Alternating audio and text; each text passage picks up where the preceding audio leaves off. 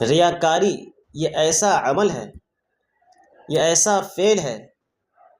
جس کی وجہ سے انسان کی نیکیاں برباد ہو جاتی ہے۔ انسان کتنا بڑا بھی عمل کرے، عمل خواہ جتنا عظیم ہو، جتنا بڑا ہو، لیکن اگر اس عمل کے پیچھے مقصد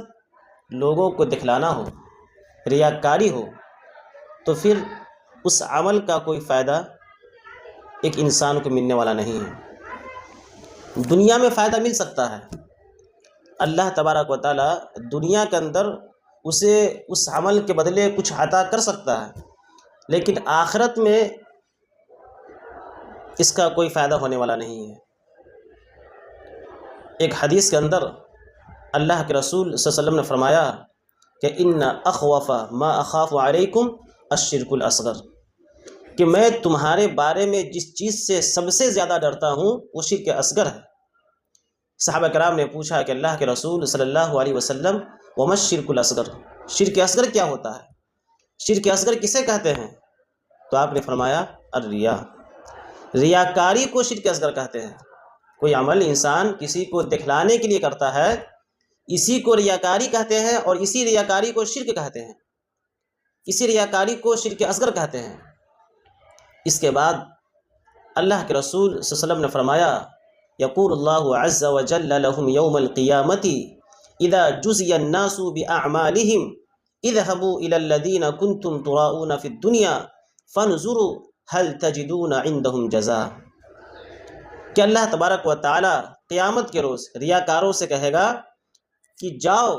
تم ان لوگوں کے پاس چلے جاؤ جن کو دکھلانے کے لیے تم دنیا میں عمل کیا کرتے تھے، جن کو دکھلانے کے لیے، جن کو خوش کرنے کے لیے تم نیکی کیا کرتے تھے، جاؤ انہی کے پاس جا کر کے اپنے عمل اور اپنی نیکی کا بدلہ لے لو۔ فانظروا هل تجدون عندهم جزاء، جا کر کے تم دیکھو کہ کیا جن کو دکھلانے کے لیے تم نیکی کیا کرتے تھے ان کے پاس تمہارے عمل کا بدلہ اور صلہ ہے؟ یقیناً نہیں ہوگا۔ یعنی جو لوگ لوگوں کو دکھلانے کے لیے نیک عمل کرتے ہیں، اللہ تبارک و تعالیٰ قیامت کے روز ایسے لوگوں کو اجر و ثواب دینے والا نہیں ہے، بلکہ ایسے لوگوں کو اللہ تبارک و تعالیٰ ان لوگوں کے پاس ہی بھیج دے گا، ان لوگوں کے پاس جانے کا حکم دے گا جن کو دکھلانے کے لیے وہ نیک اعمال کیا کرتے تھے۔ اللہ تعالیٰ کہے گا کہ ہمارے پاس تو تمہارے عملوں کا کوئی بدلہ نہیں ہے، جن کو دکھلانے کے لیے تم اعمال کیا کرتے تھے، نیکیاں کیا کرتے تھے، انہی کے پاس جا کر کے اپنے اعمال اور اپنی نیکیوں کا بدلہ لے لو۔ اسی طریقے سے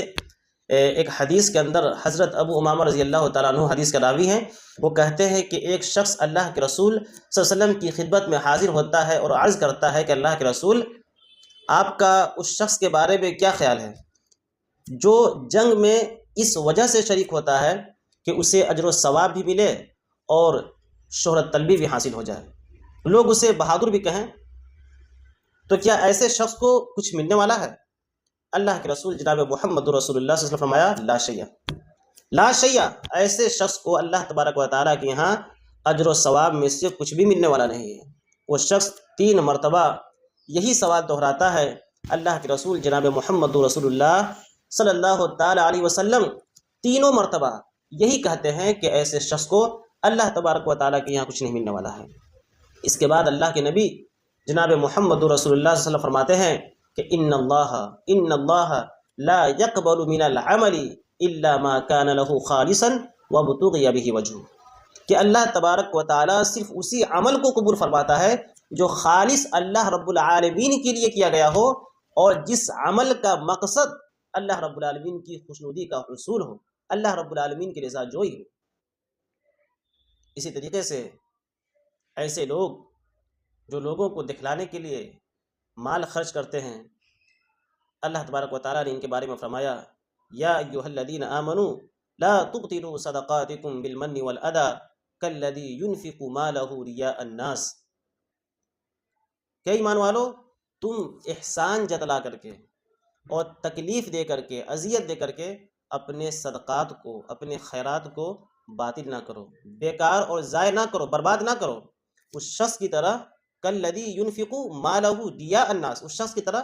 جو لوگوں کو دکھلانے کے لیے اپنے مال کو خرچ کرتا ہے۔ تو جس طریقے سے لوگوں کو دکھلانے کے لیے اگر کوئی شخص مال خرچ کرتا ہے تو اس کی وہ نیکی ضائع ہو جاتی ہے، اسی طریقے سے اگر تم لوگوں پر خرچ کر کے، خیرات کر کے، صدقات دے کر کے اگر تم احسان جتلا دیتے ہو یا اس بنیاد پر کسی طرح کی اسے تکلیف دیتے ہو تو تمہاری بھی یہ نیکی، تمہارا بھی یہ اللہ کے راستے میں مال خرچ کرنا یہ برباد ہو جائے گا۔ پھر اللہ تبارک و تعالیٰ نے مثال دی ہے کہ جو شخص لوگوں کو دکھلانے کے لیے مال خرچ کرتا ہے، اس کی مثال اس چٹان کی سی ہے کہ جس چٹان پر تھوڑی سی مٹی ہو، دھول ہو، زور کی بارش ہوتی ہے اور ساری مٹی کو بہا کر کے لے جاتی ہے، چٹان پر اب کچھ نہیں بچتا ہے۔ مطلب کیا ہے؟ مطلب یہ ہے کہ اگر کوئی شخص لوگوں کو دکھلانے کے لیے کوئی عمل کرتا ہے تو اس کی بھی حیثیت چٹان پر پڑی اس مٹی کی سی ہے کہ ایک زور کا بادل آتا ہے، زور کی بارش ہوتی ہے اور مٹی کو بہا لے جاتی ہے، اسی طریقے سے ایسے شخص کی نیکیاں بھی برباد ہو جاتی ہیں جو لوگوں کو دکھلانے کے لیے کوئی عمل کرتا ہے۔ لہٰذا ہمیں چاہیے کہ ہم جو بھی عمل کریں وہ اللہ رب العالمین کو خوش کرنے کے لیے کریں۔ ہم نمازیں اس مقصد سے نہ پڑھیں کہ لوگ ہمیں نمازی کہیں، ہم زکوٰۃ اس نیت سے نہ دیں کہ لوگ ہمیں زکاتی کہیں، ہم روزہ اس مقصد سے نہ رکھیں کہ لوگ ہمیں روزے دار کہیں، ہم حج اس ارادے سے نہ کریں کہ لوگ ہمیں حاجی صاحب کہیں، ہم حافظ قرآن، عالم قرآن اس وجہ سے نہ بنیں کہ ہمیں حافظ قرآن کہا جائے، عالم قرآن کہا جائے، علامہ کہا جائے، خطیب کہا جائے، مقرر کہا جائے، ہمارا نام ہو،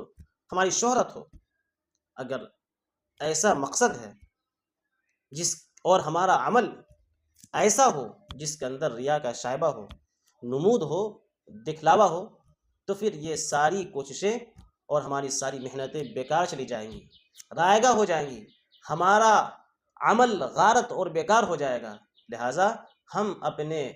تمام اعمال میں، اپنی نیکیوں میں اخلاص پیدا کریں اور اللہ تبارک و تعالیٰ سے دعا کریں کہ بار الہ ہمیں ہمارے اعمال میں، ہماری نیکیوں میں مخلص بنائیں۔ اللہ رب العالمین ہم سب کو اس بات کی توفیق سے نوازے، آمین۔ والسلام علیکم ورحمۃ اللہ۔